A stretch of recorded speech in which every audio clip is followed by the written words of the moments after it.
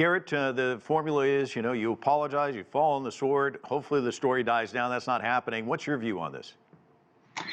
Well, I think the problem, I mean, there are multiple problems. A, the apology comes too late. I mean, in the past, the Prime Minister said very different things. So I think that's already a problem.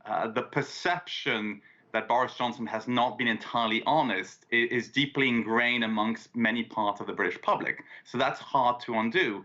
I think the second element, it's not just one allegation. Even if there are allegations, as correctly mentioned, it's about 16 incidents that are investigated. So it's a significant number. So I think that impression of hypocrisy is going to be very hard to undo, even if the report by Sue Gray and even if the investigation by the Met, you know, try to sort of understate the extent, it's still going to be very hard to change our perception that Boris Johnson and Downing Street not only had certain regulations, but also their speeches, their words at the time said one thing and their actions spoke very differently.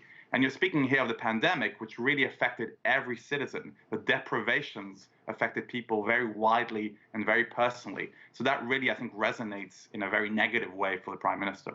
Look, let's be perfectly clear about this. It's an orchestrated plan to undermine the Prime Minister and the Conservative government by one Dominic Cummings and cohort. The public have a great deal of affection for the Prime Minister.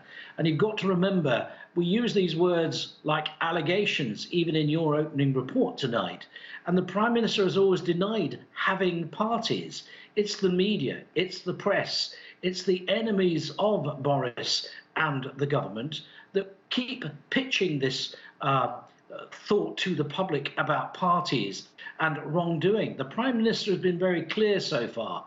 So let Sue Gray run her report. Let's get out in the open. And as for Cressida Dick and the police, they have a duty to act when there are allegations of crime and misdemeanors. What else do you expect the police to do? That's what they've got to do. They're carrying out their job. But I wholly support the Prime Minister. He has my 100%